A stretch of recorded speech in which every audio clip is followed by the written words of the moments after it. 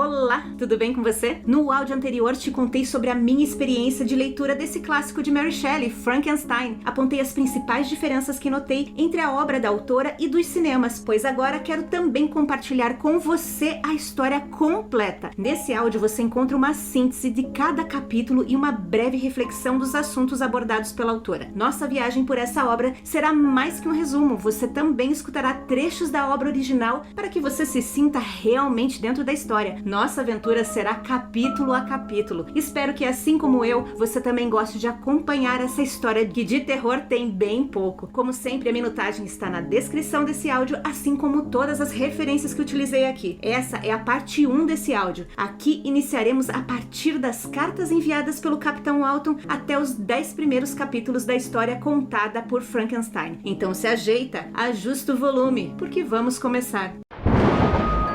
E aí, tá preparado? Então fica confortável e vem comigo. Non nobis Domine, non nobis sed nomine tuda gloriam. Frankenstein by Mary Shelley.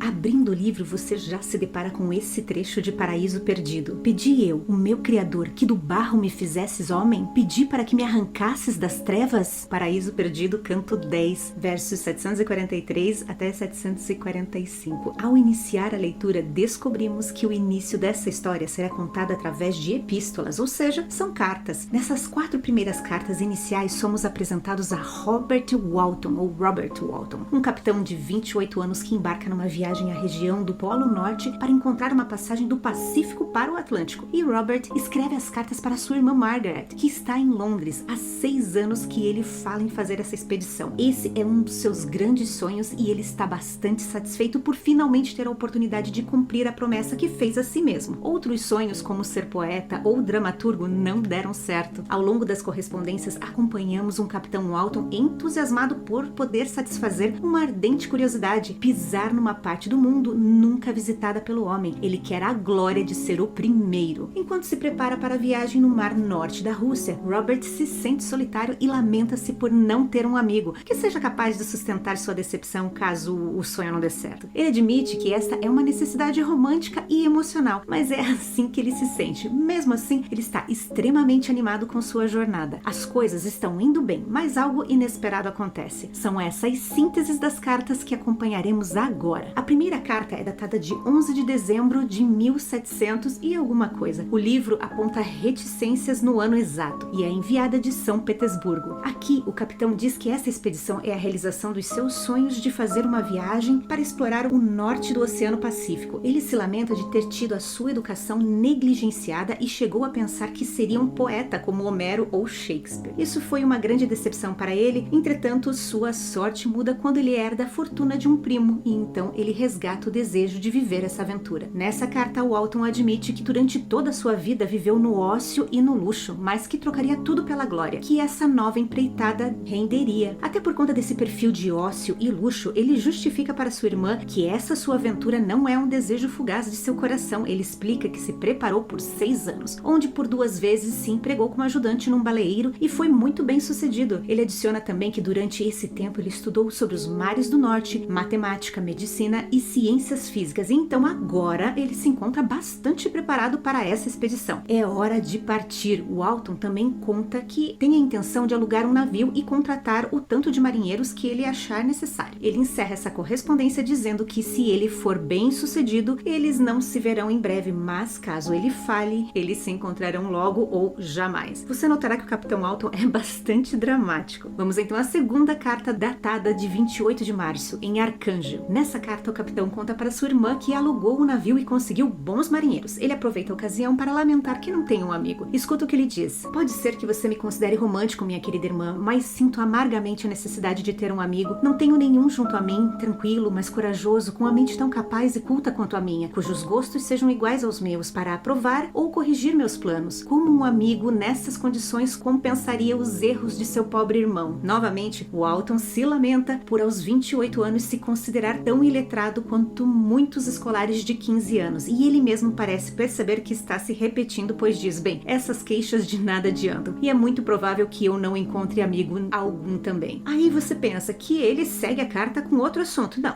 ele vai explicar o porquê nenhum dos homens contratados, apesar de experientes e corajosos, não possuem as qualidades para uma boa amizade. Ele encerra a carta pedindo para que a irmã continue escrevendo, mesmo que ele não saiba quando irá receber as cartas. E termina com: recorde-me com afeto se nunca mais ouvir falar de mim. Pensa em um homem melodramático. É esse Capitão Alton, em busca de um sonho e de um amigo. Carta 3, escrita em 17 de julho. Nessa carta você tem um Robert Walton bem animado com o início da viagem. Ele fala e no fim conclui que nada aconteceu de importante que merecesse ser relatado. Vamos então para a carta 4, escrita em 5 de agosto. Aqui a história finalmente começa a ganhar forma. Os leitores que não desistiram depois da última carta, que não tinha nada com nada, são agora agraciados com o encontro das histórias de Walton, Frankenstein e a criatura. Robert relata que no dia 31 de julho o navio ficou cercado pelo gelo, deixando a situação deles bastante perigosa. Porém, algo atraiu a atenção deles. Eles viram uma carruagem baixa fixada em um trenó puxada por cães que passava na direção norte. Porém, o que os entregou foi a silhueta da criatura, que parecia um homem, porém de uma estatura gigantesca. Na manhã seguinte, os marinheiros encontraram um outro trenó com um homem à deriva, carregado por um bloco de gelo. Apenas um cachorro estava vivo. O que espantou o Capitão Walton foi que os marinheiros queriam resgatar o pobre homem, que não queria sair de sua rota. Walton conta: avistando-me, o estrangeiro se dirigiu a mim em inglês, embora com sotaque estranho. Antes de subir no seu navio, o senhor quer ter a bondade de me informar para onde estão indo? Você pode bem imaginar o meu espanto ao ouvir esta pergunta partida de um homem à beira da morte e para quem eu devia supor que o meu navio representasse um recurso que ele não trocaria pela maior riqueza da terra. Repliquei, no entanto, que nos achávamos realizando uma viagem de exploração na direção do Polo Norte. Ouvindo isso, ele pareceu satisfeito e consentiu em vir a bordo. Santo Deus, Margaret! Se você tivesse visto o homem que assim capitulou pela sua salvação, sua surpresa não teria limites. Seus membros estavam quase congelados e seu corpo horrivelmente emaciado pela fadiga e pelas provações. Nunca vi um homem em condição tão deplorável. Tentamos levá-lo para o camarote, mas assim que ele deixou o ar fresco, desmaiou. E depois disso, transcorreram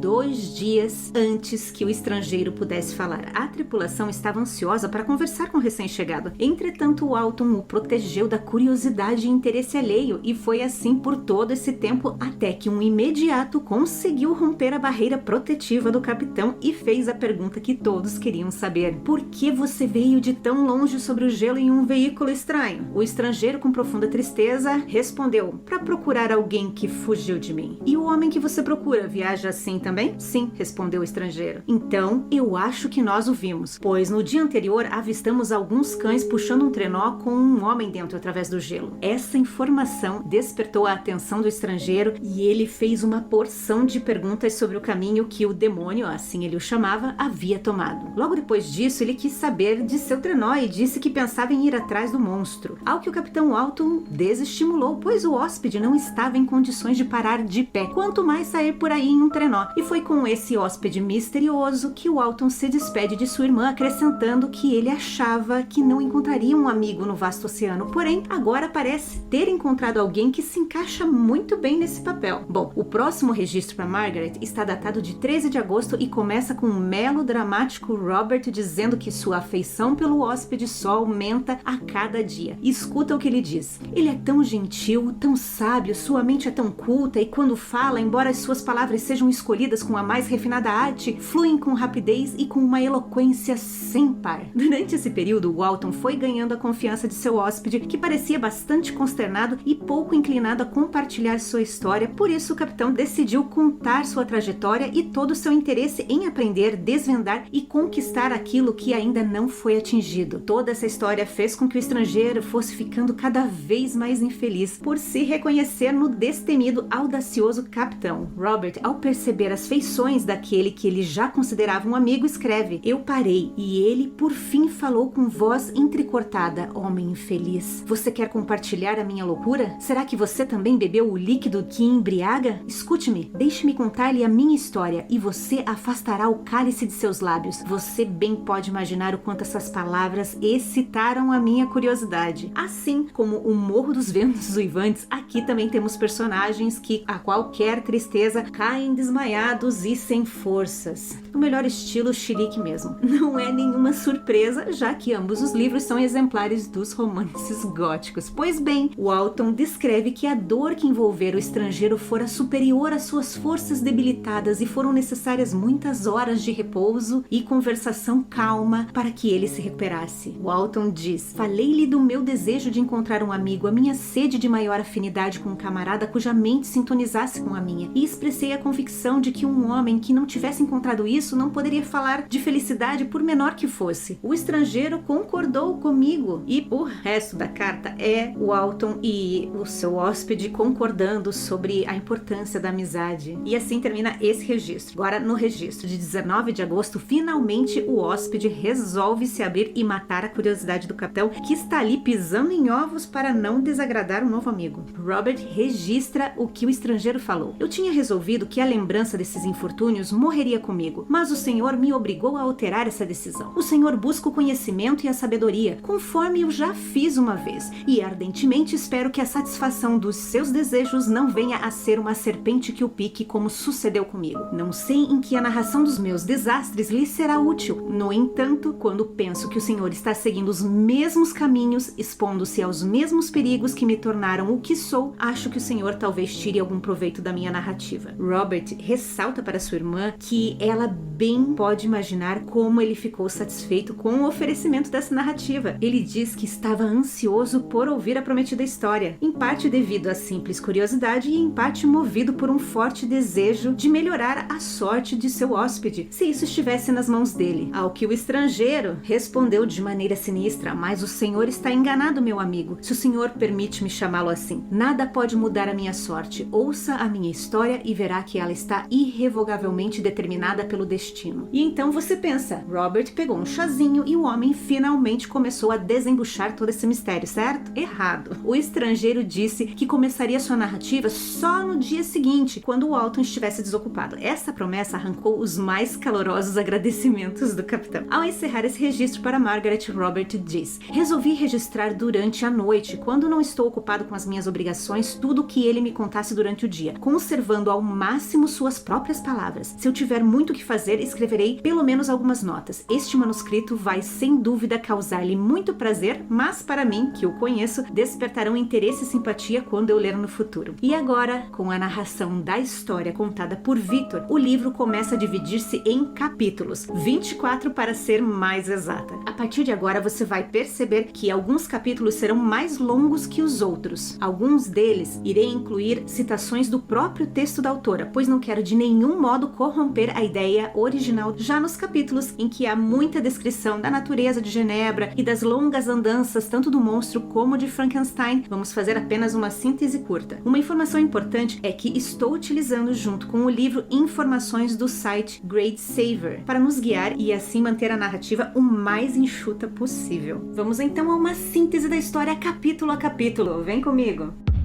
Capítulo 1. Frankenstein começa sua história a partir de sua infância. Ele vem de uma família suíça rica e respeitada. Ele nos conta que seu pai tinha um velho amigo querido chamado Belfort, ou Beaufort. Eu vou chamar de Belfort. Quando o Frankenstein mais velho finalmente o encontrou, ele estava totalmente infeliz e muito próximo da morte. Sua filha Caroline, ou Caroline, o atendeu com uma devoção quase religiosa. Após a morte de Belfort, Caroline ficou 2 anos com parentes em busca de conforto. Porém, alguns anos depois, eles se casam. Durante os primeiros anos de casamento, os Frankensteins viajaram constantemente pelo bem da frágil saúde de Caroline. Dividiram o seu tempo entre a Alemanha, a Itália e a França. Seu primeiro filho, Victor, nasceu em Nápoles, Itália. Os pais de Victor o adoravam e ele também os adorava. Sua infância, desde o início, foi totalmente idílica, até os 5 anos. Victor era o filho único e tanto ele quanto seus pais sentiam fortemente a ausência de outros filhos. Caroline Frankenstein, ou Caroline Frankenstein, adquiriu o hábito de visitar os pobres. Como ela própria foi salva da pobreza, sentiu que era seu dever melhorar a situação daqueles que não partilhavam da sua boa sorte. Um dia, ela descobriu uma menina angelical, de pele clara e cabelos dourados, que vivia em uma família italiana pobre. Como a menina era órfã e sua família adotiva não tinha meios para cuidar dela, os Frankensteins decidiram criar a criança como se fosse deles. A criança, cujo nome era Elizabeth Lavenza, tornou-se irmã de Victor e sua companheira constante, bem como objeto de sua adoração inquestionável. Para ele, ela é seu bem mais bonito e valioso. Nesse capítulo, Shelley, através da história de Caroline e Elizabeth, argumenta sutilmente que não há nada mais miserável do que um órfão. É preciso cuidar dos filhos, pois somos responsáveis por trazê-los ao mundo. Esta ideia se tornará extremamente importante com a introdução do monstro, na medida em que a recusa de Victor em cuidar de sua própria criatura dirá muito sobre a moralidade de seu experimento. Capítulo 2. A família deixa de viajar após o nascimento do segundo filho. Eles voltam para casa na Suíça, para sua propriedade no sopé dos Alpes. O jovem Victor prefere não se cercar de muitos amigos casuais. Em vez disso, ele é muito íntimo de alguns poucos selecionados. Estes incluem um menino brilhante chamado Henry Clerval, conhecido como seus voos de imaginação. E claro, sua amada Elizabeth. Embora Victor diga que não pode haver infância mais feliz do que a dele, ele confessa que teve um temperamento violento quando criança. Esse temperamento, porém, não era dirigido a outras pessoas. Manifestava-se como o desejo apaixonado de aprender os segredos do céu e da terra. Henry, por outro lado, era fascinado por questões de moralidade, heroísmo e virtude. Embora Victor e Henry tenham personalidades apaixonadas e criativas, eles os expressam de maneira muito diferente. Henry faz isso abertamente, com canções e peças de teatro. Victor, por outro lado, faz isso em particular em meio a livros e meditações filosóficas. Já Elizabeth tinha como principal característica a contemplação da natureza e da beleza. Em Genebra, esse temperamento tranquilo de Elizabeth serve para acalmar e temperar a paixão ardente de Victor pelo estudo. Sem ela, o interesse dele pelo trabalho poderia desde cedo ter desenvolvido uma qualidade obsessiva. Frankenstein fica cheio de prazer ao narrar essas cenas de sua infância, já que elas parecem imaculadas por seu infortúnio recente. Ele pode, no entanto, ver como seus primeiros esforços acadêmicos prenunciam sua eventual ruína. Aos 13 anos, ele fica fascinado pelo trabalho de Cornélio Agripa, um alquimista romano que tentou transformar estanho em ouro e homens em leões. Seu pai lhe diz que o livro é puro lixo. Victor não lhe dá atenção, isso porque seu pai não explica a razão do livro ser um lixo. O que seu pai deveria ter dito era que o sistema de ciência que Agripa propõe já foi provado falso há muito tempo. Victor, sem saber disso, lê avidamente todas as obras de Agripa, bem como as de seus contemporâneos, Paracelso e Alberto Magno. Victor compartilha seu desejo de penetrar nos segredos da natureza e de buscar a pedra filosofal e o elixir da vida. A busca por esse último torna-se a sua obsessão. Embora ele reconheça que tal descoberta traria uma grande riqueza, o que Victor realmente deseja é a glória. Victor também está preocupado com a questão de como alguém pode se comunicar ou até mesmo ressuscitar os mortos. Ele não encontra a resposta nas obras de seus ídolos romanos e fica totalmente desiludido com eles quando testemunha uma tempestade com raios. Como os romanos não têm uma explicação satisfatória para este fenômeno, Victor renuncia inteiramente a eles e dedica-se, pelo menos por enquanto, ao estudo da matemática. O destino, porém, o levará de volta aos problemas da história natural. Nesse capítulo tivemos a apresentação da juventude de Victor e soubemos um pouco mais de seu caráter obstinado. Seus interesses são voltados para o aprendizado dos segredos de conhecimentos proibidos. Esta predisposição para o sigilo desempenhará um papel essencial no trabalho científico de Victor e nas suas consequências. Capítulo 3. Victor conta que quando ele completa 17 anos, sua família decide mandá-lo para a Universidade de Ingolstadt, para que ele não limite seus conhecimentos à região em que moravam. Pouco antes de sua partida, Elizabeth adoeceu com a escarlatina. Caroline, de maneira muito imprudente, cuida dela constantemente, ignorando totalmente o risco de contágio. Embora Elizabeth, jovem, se recupere graças aos seus cuidados extraordinários, a própria Caroline contrai a febre. Em seu leito de morte, ela dá as mãos a Elizabeth e Victor e diz que sua felicidade depende de seu eventual casamento. Com isso, ela morre. Victor, abalado com a morte de sua amada mãe, posterga sua partida para Ingolstadt. Passado o luto, uma nova data para a partida é marcada e na noite anterior à sua partida, Henry, seu amigo, vem visitar Victor em sua última noite em casa. Embora seu amigo esteja desesperado para acompanhar Victor à universidade, seu prosaico pai, comerciante, não permite que ele faça faça isso. Após sua partida de Genebra, Victor reflete sobre o fato de não conhecer ninguém em Ingolstadt. Ele sempre foi incapaz de desfrutar da companhia de estranhos, no entanto, seu ânimo se alegra com a ideia de adquirir novos conhecimentos. A primeira pessoa que ele encontra lá é Cramp, o professor de História Natural. O professor fica surpreso com a ciência absurda e desatualizada que Victor leu no passado e diz para ele recomeçar os seus estudos do zero. Em princípio, Victor não demonstra interesse em retomar seus estudos e é indiferente à ideia de retornar à ciência da história natural. Porém, isso muda quando Victor assiste uma palestra ministrada por um professor chamado Waldman, uma figura muito distante de seus colegas. Ele iniciou sua aula fazendo uma recapitulação da história da química e passou pelos vários progressos feitos por diferentes homens da ciência. Victor fica completamente extasiado com as ideias de Waldman, que acredita que os cientistas podem realizar milagres, adquirir poderes ilimitados e zombar do mundo invisível com suas próprias sombras. Ele decide retornar imediatamente ao estudo da filosofia natural e então visita o professor Waldman no dia seguinte, que diz ter encontrado em Victor Frankenstein um discípulo. Nesse capítulo 3, o encontro de Victor e do professor Waldman aponta para o que inflamou o jovem Frankenstein a retomar seu interesse pelas ciências naturais. É a esperança de se tornar um deus livre das leis e limitações terrenas que acendem essa chama novamente. Durante a narrativa, Victor nos conta que as palavras de Waldman foram as palavras do destino, pois foi naquele momento que seu destino foi decidido. Você perceberá que mais uma vez Victor se absolve da culpa e localiza a fonte da sua ruína diretamente fora de si mesmo, fora do alcance de sua própria vontade. A culpa não é dele, mas do destino. Capítulo 4. Waldman faz de Victor seu querido protegido e faz muito para acelerar o curso de sua educação. As ciências naturais e a química tornam-se as únicas ocupações de Victor. O trabalho de laboratório fascina particularmente e ele logo se vê isolado ali por dias a fio. A grande habilidade e o ardor incomum de Victor impressionam tanto seus professores quanto seus colegas. E então 2 anos se passam e a atração pela busca científica é tão grande que Victor não visita nenhuma vez sua família em Genebra. Nesse processo de imersão nas ciências, Victor desenvolve um interesse imenso pela estrutura do corpo humano. Ele anseia por descobrir o que constitui o princípio da vida. Nessa busca pelo aprendizado da anatomia, Victor começa a pilhar cemitérios em busca de espécimes para usar em suas dissecações. Depois de muito estudar e experimentar, finalmente, Victor descobre o segredo de como gerar vida através de uma epifania repentina. Porém, mesmo após seu descobrimento, Victor ainda hesita antes de usar a sua nova habilidade, pois primeiro ele deve moldar um corpo. Para facilitar o processo de ligações de vasos e músculos, ele então decide montar seu homem em proporções gigantescas, cerca de 2,40 metros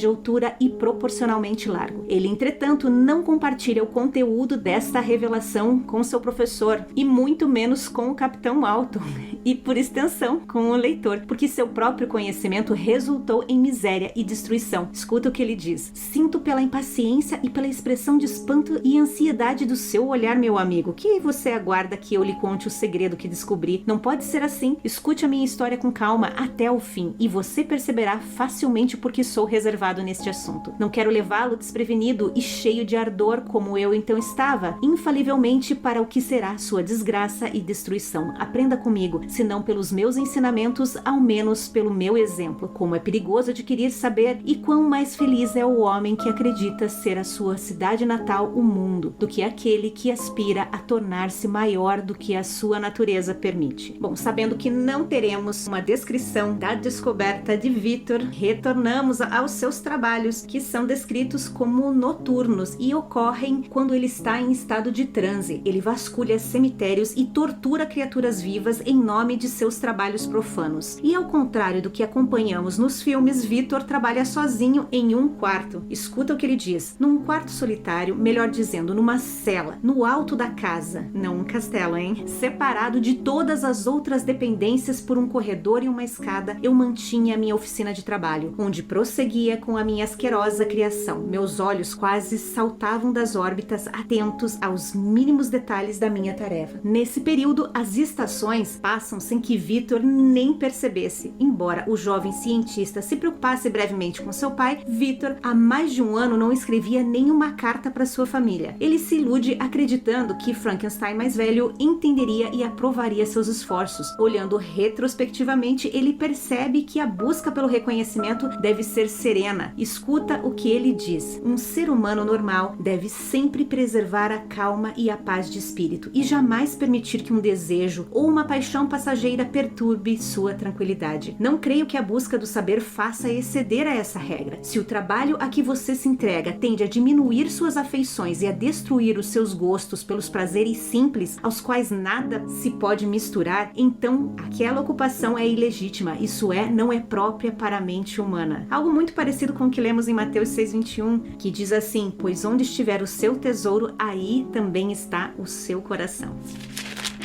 Enfim, ao final desse capítulo parece que Victor aprendeu a sua lição, porém durante todo o processo percebemos como Frankenstein torna-se progressivamente menos humano, ou seja, mais monstruoso à medida que tenta criar um ser humano. Ele tortura criaturas vivas, esquece sua família e assombra os cemitérios. À medida que sua moral sofre, sua saúde também fica debilitada, ele fica pálido e perde peso. Enfim, o trabalho de Frankenstein está literalmente enojando o homem que já foi chamado de Victor.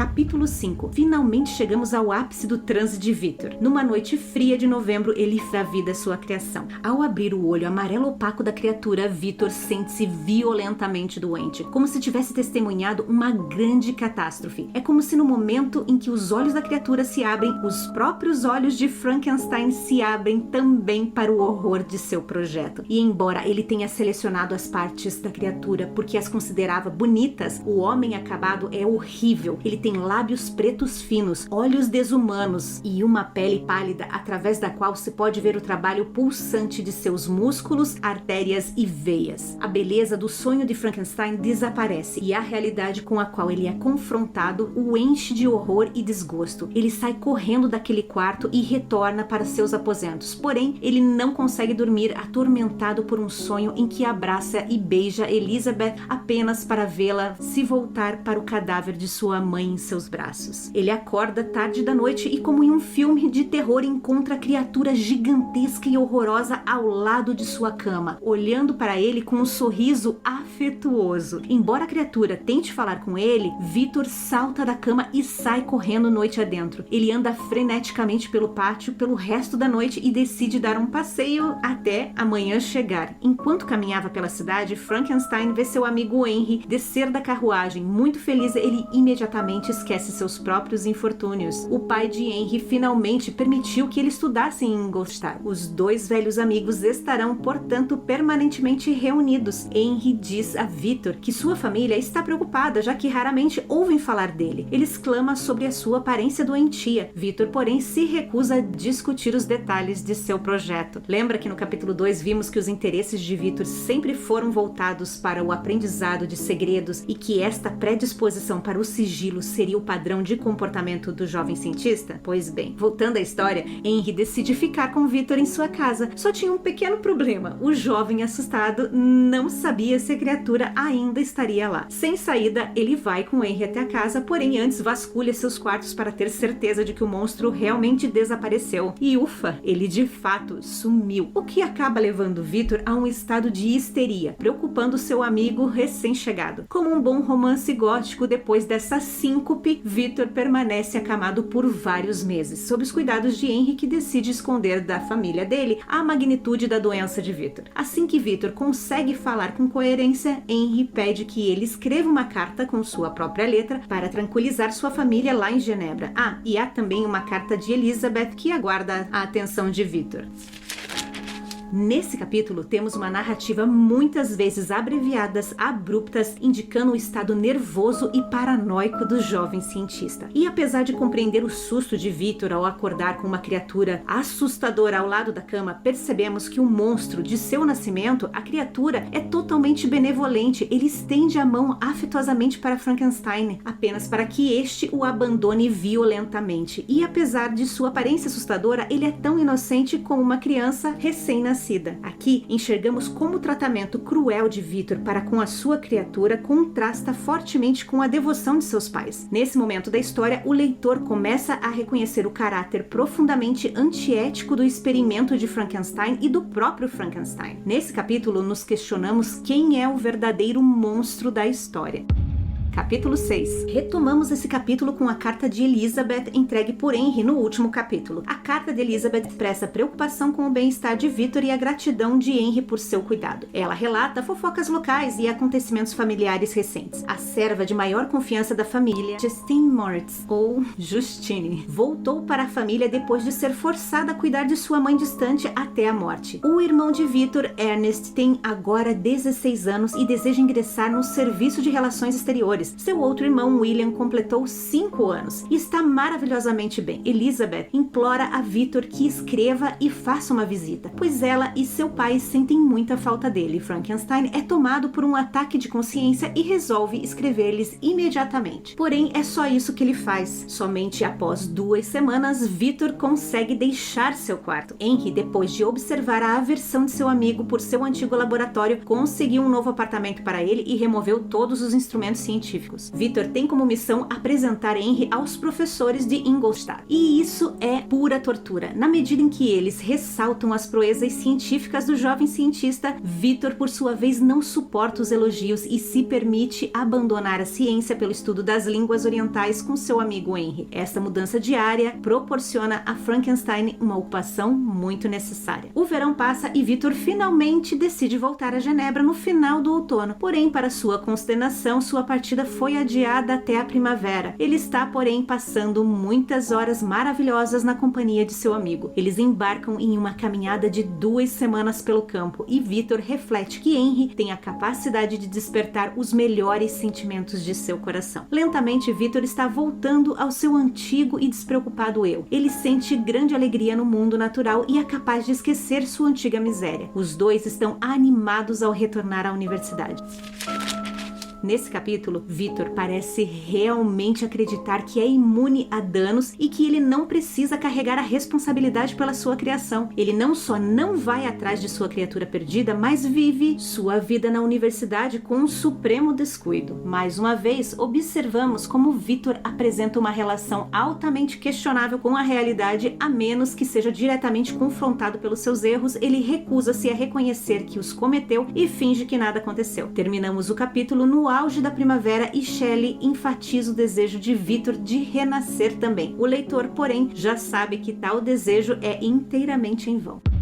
Capítulo 7. Aqui descobrimos que Victor continua se enrolando e ainda não foi visitar sua família. O capítulo começa em Ingolstadt, onde Victor e Henry recebem uma carta do pai de Victor, que sem muitos rodeios conta que o William, o irmão mais novo, foi assassinado. Tudo ocorreu durante um passeio noturno com a família. O menino desapareceu e ele foi encontrado morto na manhã seguinte. No dia do assassinato, Elizabeth permitiu que o irmão usasse um medalhão antigo com a foto de Caroline, ou Caroline. Ao examinar o cadáver, Elizabeth descobre que o medalhão desapareceu. Ela desmaia ao pensar que William foi assassinado por causa de tal joia. Ela passa, então, a se culpar pela morte do jovem menino. O pai de Victor implora para que ele volte para casa imediatamente, dizendo que sua presença ajudará a acalmar a casa devastada. Henry expressa suas mais profundas condolências e ajuda Victor a encomendar os cavalos para sua viagem. No caminho para Genebra, Victor é tomado por um medo irracional, certo de que mais desastres o aguardam em casa. Ele permanece então alguns dias em Lausanne. Reunindo toda a sua coragem, ele parte novamente. Victor chega às lágrimas em sua cidade natal. Apesar da alegria por se reunir a família, o medo retorna. Ele chega à noite no meio de uma forte tempestade, quando de repente um relâmpago ilumina uma figura escondida entre as árvores esqueléticas. Sua estatura gigantesca não nega o retorno da criatura como um filho pródigo. Ao avistar o que ele chama de demônio, Victor fica absolutamente certo de que ele é o assassino de William. Somente um monstro poderia tirar a vida de um menino tão angelical. Victor deseja perseguir a criatura e alertar sua família sobre o perigo que ela representa. Porém, ele teme ser considerado um louco se contar sua fantástica história e, portanto, resolve ficar em silêncio, mantendo mais uma vez sigilo de seus atos. Na propriedade de Frankenstein, Victor é recebido com um certo carinho melancólico. Seu irmão Ernest conta uma notícia chocante noite, Justine, a criada de confiança da família, foi acusada pelo assassinato de William. O medalhão desaparecido foi encontrado com ela na noite do assassinato. A família, especialmente Elizabeth, acredita veementemente na sua inocência e afirma que o seu sofrimento só será ampliado se Justine for culpada pelo crime. Todos temem o julgamento de Justine, que está marcado para as 11 horas do mesmo dia.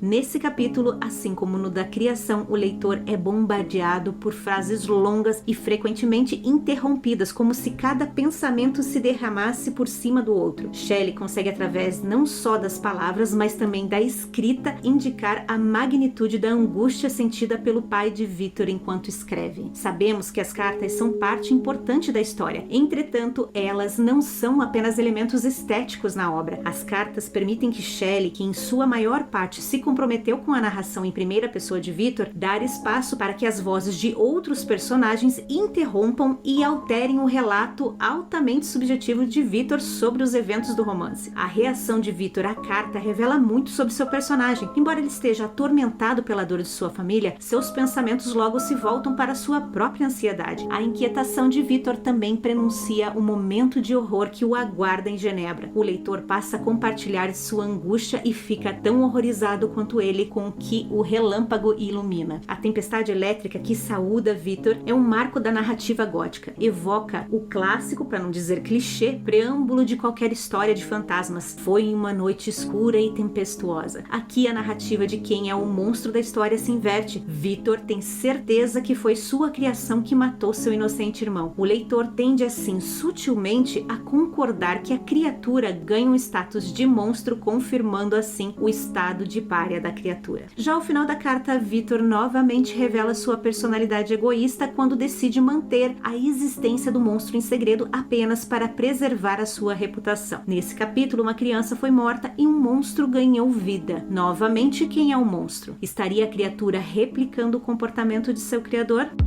Capítulo 8. O início desse capítulo já nos leva ao julgamento de Justine, que, de acordo com a narração de Victor, acontecerá no dia seguinte. Ele está extremamente apreensivo quanto a qual será o veredito. Ele é torturado pela ideia de que sua curiosidade e artifícios ilegais causarão a morte não de uma, mas duas pessoas inocentes. Ele reflete com tristeza que Justine é uma garota de qualidades excepcionais, destinada a levar uma vida admirável, mas por causa dele, a vida dela será cruelmente encurtada.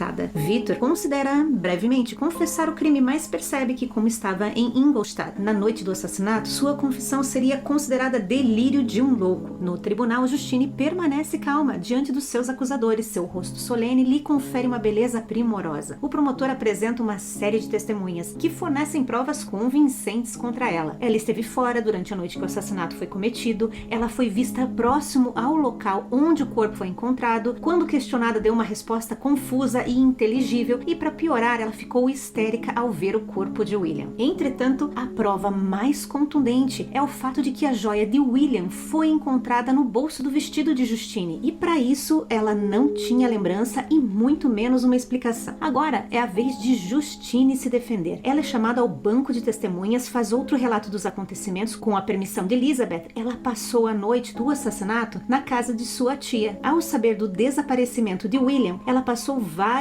horas procurando por ele, incapaz de voltar para casa, pois já era tarde demais. Foi então que ela decidiu pernoitar em um celeiro próximo. Justine diz que ela não sabia que adormeceu próximo ao corpo do jovem menino. Sua confusão era apenas uma manifestação de cansaço. Entretanto, ela continua incapaz de explicar como a foto apareceu em sua roupa. Ela só pode presumir que o próprio assassino colocou a joia ali. Embora outras testemunhas estejam dispostas a afirmar a inocência de Justine, Elizabeth insiste em falar em nome da menina. Ela elogia Justine e diz que ela era amada por toda a família Frankenstein. Elizabeth, por sua vez, nunca acreditará que Justine é culpada. Apesar desta corajosa demonstração de lealdade, Justine é condenada à morte. Victor considera a situação de Justine menor do que a dele. Ela se consola com o fato de ser inocente, enquanto ele deve conviver com a culpa. Dá pra acreditar nisso? Bom, já no final do capítulo, surpreendentemente, Justine confessa o assassinato e expressa o desejo de ver Elizabeth, que pede pede a Victor para acompanhá-la. Justine conta que confessou uma mentira para obter a absolvição e evitar a excomunhão nos últimos momentos. Ela não teme a morte e nobremente passa seus últimos momentos confortando Elizabeth e Victor. Isso só serve para aumentar a angústia do amargurado cientista, e ele reflete que Justine e William são as primeiras vítimas de suas artes profanas.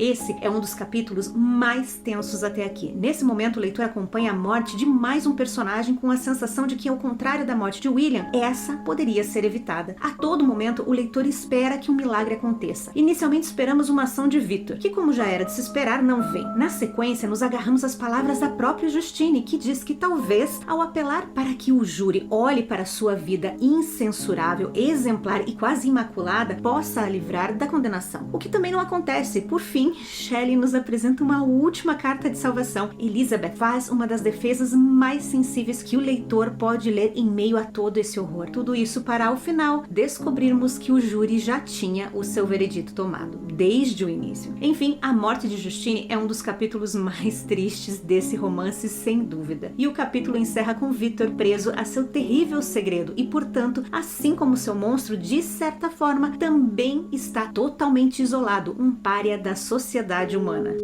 Capítulo 9. Victor é atormentado pela falsa calma que se apodera da família Frankenstein após a morte da pobre Justine. Ele está atormentado pela culpa e a tranquilidade da família parece contribuir ainda mais para o estado de tortura de sua alma. Afinal de contas, embora ele pretendesse com a sua descoberta promover a causa da felicidade humana, ele acabou cometendo atos de maldade indescritivelmente horríveis. Isso sem falar que, ao criar uma vida, duas já foram ceifadas por conta de seu terrível experimento. Como não é de se espantar, a saúde de Victor sofre como resultado de seu enorme sentimento de culpa e da depressão sombria que o acompanha. Seu pai, observando sua miséria, também fica doente. Elizabeth tenta reanimar o humor de Victor, porém nem a sua beleza e doçura são capazes de fazê-lo acreditar nas promessas de dias melhores que tanto seu pai e Elizabeth pareciam aguardar. O jovem e depressivo Frankenstein então decide ir até uma aldeia próxima ao Mont Blanc, onde passa a noite e agradece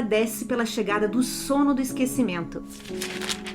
Aqui, o leitor não pode deixar de sentir uma certa ambivalência em relação aos pensamentos suicidas de Victor, embora revelem a magnitude e a autenticidade de seus sentimentos de remorso, também revelam um certo egoísmo. Porém, o fato de ainda restar um pouco de preocupação com sua família e com o sofrimento que a criatura poderia causar à humanidade, o afasta desses sentimentos suicidas. Nesse capítulo, passamos páginas e mais páginas com um Victor admirando a natureza como se a visse pela primeira vez. E se antes apreciar a natureza não era de seu interesse, agora ele a elogia e se admira com seu esplendor, isto é, pela maneira como ela está além do alcance e do controle e da compreensão humana. Esta determinação assombrada é amargamente irônica, tendo em conta o fato de que a agonia de Frankenstein foi originalmente causada pelo seu desejo de dominar a natureza e desvendar os seus segredos. A natureza para Frankenstein revela a existência de um Deus todo-poderoso, o mesmo Deus cujas obras ele tentou melhorar e substituir. Capítulo 10. Aparentemente, Victor teve uma boa noite de sono lá na aldeia, o que o anima a continuar vagando sem rumo e consolando-se com a magnificência da paisagem natural. Ao mesmo tempo, ele observa que a paisagem está caracterizada pela desordem e destruição. Avalanches constantes assolam o vale e muitas vezes parecem que as próprias montanhas vão desabar sobre sua cabeça. Victor decide subir ao topo de Montauban, acho que é assim que se pronuncia, um dos glaciares assustadoramente massivos da região. A visão da montanha o enche de um êxtase sublime. Ele acredita que a contemplação humana das maravilhas naturais dá asas à alma e permite que ela voe do mundo obscuro para a luz e a alegria. Ele fica cheio de melancolia enquanto sobe a montanha e, em meio à chuva e deslizamentos de pedras, medita sobre a impermanência de todos os sonhos e apegos humanos. Quando chega ao cume, Victor invoca todos os espíritos errantes dos mortos e pede-lhes que o permitam ser feliz ou que o levem para o túmulo, como se se fosse convocado por este chamado, o monstro aparece. Victor lança maldições sobre ele e ameaça matá-lo, mas a criatura permanece imóvel. Ele diz que é o mais miserável e desprezado de todos os seres vivos e acusa seu criador de um grosseiro desrespeito pela santidade da vida. De que outra forma Victor poderia propor o assassinato de uma criatura que lhe deve sua existência? O monstro pede a Frankenstein para aliviar sua miséria e ameaça derramar o sangue dos amigos restantes de Victor, se ele não atender pelo menos um de seus desejos. O monstro argumenta eloquentemente que é intrinsecamente bom, cheio de amor e humanidade. Apenas a grandeza do seu sofrimento levou a cometer atos malignos. Embora esteja rodeado de exemplos de felicidade humana, ele se vê excluído, sem culpa, irrevogavelmente excluído de tal felicidade. Ele implora a Frankenstein que ouça sua história, e só então ele deveria decidir se aliviaria ou não a criatura de sua agonia. Escuta o que o monstro diz. Lembra-te de que fui criado por ti, eu devia ser o teu Adão, porém sou mais o anjo caído, a quem tiraste a alegria por algum crime cometido. Por toda parte vejo reinar a alegria da qual sou excluído. Eu era benévolo. Bom, a desgraça tornou-me um demônio. Faz-me feliz e tornarei a ser virtuoso. Ao que Frankenstein, tomado de raiva, nega sem nem pensar duas vezes, ao que a criatura então replica: como poderei sensibilizar-te? Será que nenhuma súplica faz com que olhes com benevolência para sua criatura, que implora a tua bondade e compreensão? Acredita-me, Frankenstein, eu era bom, minha alma estava cheia de amor pela humanidade, mas não estou só, miseravelmente só. Tu, meu criador, me detestas. Que posso, pois, esperar de teus semelhantes que nada me devem? Eles me desprezam e me odeiam. Não devo, pois, odiar aqueles que me detestam? Não terei compaixão para com os meus inimigos. Eu sou um miserável e eles devem compartilhar da minha desgraça. No entanto, está em tuas mãos recompensar-me e livrá-los de um demônio que poderás fazer tão grande que não somente tu e tua família, mas milhares de muitos outros serão envolvidos no furacão de sua raiva. Sê compassivo e não me desprezes. Escuta a minha história. Depois então abandona-me, ou então tenha pena de mim, conforme achares que eu mereço. Escuta-me, porém. Os culpados, por mais sanguinários que sejam, têm pelas leis humanas o direito de se defender antes de serem condenados. Escuta-me, Frankenstein. Tu me acusas de ser um assassino e, no entanto, tu, com sua consciência satisfeita, me destruirias a mim, que sou tua criatura. Oh, viva a eterna justiça dos homens! No entanto, eu não te peço para me poupares. Escuta-me e depois, se puderes ou quiseres, destrói a obra de tuas mãos. Está em tuas mãos eu deixar para sempre a vizinhança do homem e levar uma vida inofensiva,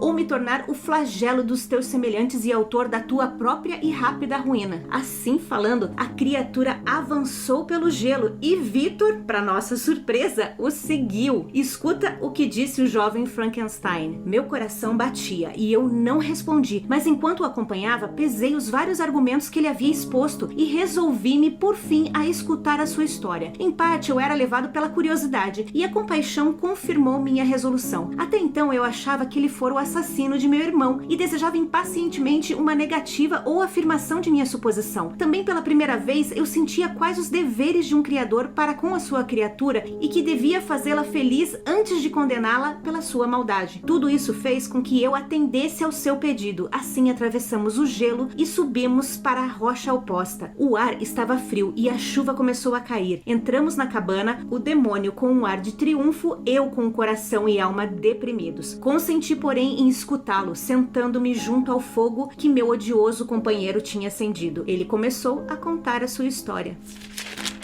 Nesse capítulo, acompanhamos a estada de Victor em uma aldeia próxima a Mont Blanc. Lá, ele busca o esquecimento do sono e a desolação da paisagem glacial. Aqui, finalmente temos um encontro entre Victor e sua criatura. Assim como a natureza segue a lei da ação e reação, o mesmo acontece com Frankenstein. Não há mais como fingir que nada aconteceu. Como ele tentou fazer quando estava com Henry em Ingolstadt, agora ele terá de lidar com a sua criação. Ela existe sim, e novamente está na frente dele. Esse encontro está carregado de alusões bíblicas e principalmente de Paraíso Perdido. A criatura fala de Deus e Adão, do anjo caído que foi expulso, além de chamar Victor a realidade de sua responsabilidade na criação. Para a criatura, ele está sutilmente alinhado com a figura de Satan, ou o diabo, que, como ele, é um anjo caído que se tornou bruto e cruel na ausência de seu Deus. Aqui, Shelley sugere que os erros da criatura são causados pela enormidade de seu sofrimento. No fundo, ele é essencialmente bom e, mais importante, essencialmente humano. Se ele for monstruoso, ninguém além de Frankenstein é o culpado. Quando a criatura indignada exige de seu criador uma resposta à pergunta: como você ousa brincar assim com a vida? Os sentimentos do leitor se manifestam. Frankenstein, em sua hipocrisia, deseja assassinar um ser que lhe deve a vida. Se a criatura é paradoxalmente, inerentemente boa e capaz de fazer o mal, então o seu criador também o é. E você, está inclinado a acreditar que a criatura não é o monstro da história? Seria Frankenstein ou a combinação de ambos, como se em um experimento você misturasse dois elementos que só podem produzir uma grande explosão? Eu não sei você, mas eu acho que é a mistura que não deu certo ali entre os dois.